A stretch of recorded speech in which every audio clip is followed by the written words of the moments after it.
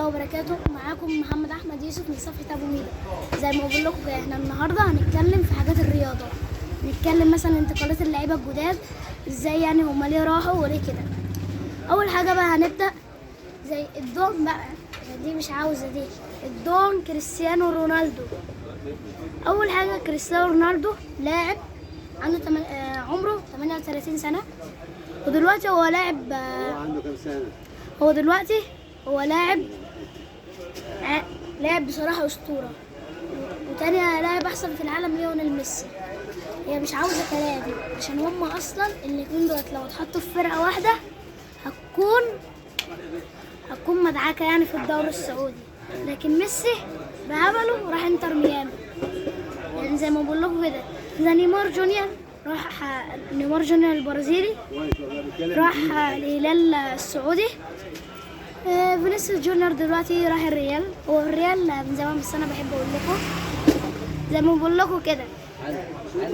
وكمان كيليان امبابي، ده موضوعنا النهارده. كيليان امبابي، هو كيليان امبابي هينتقل الى الريال ولا لا؟ يعني دي حاجه مش محدده، يعني هو ممكن باريس سان جيرمان عرض عليه 100 مليار يورو، وهو بقى ممكن ما يرفضش العرض ده. وريال مدريد عايزه تاخد مبابي، ما تدفعش حاجه لباريس سان جيرمان، عشان هي كانت عرضلها في 2021 كانت عرضله 400 مليون يورو، هما ما قبلوش. راح بعد كده هما مرضوش بقى يتعاقدوا مع كيليان امبابي. شنو هو كيليان امبابي؟ هما اصلا باريس سان جيرمان هي اصلا المفروض تبقى اقوى فرقه، بس الحظ بقى اشترت ميسي ونيمار ودي ماروما وراموس واشرف حكيمي فخر المغرب زي ما احنا عارفين.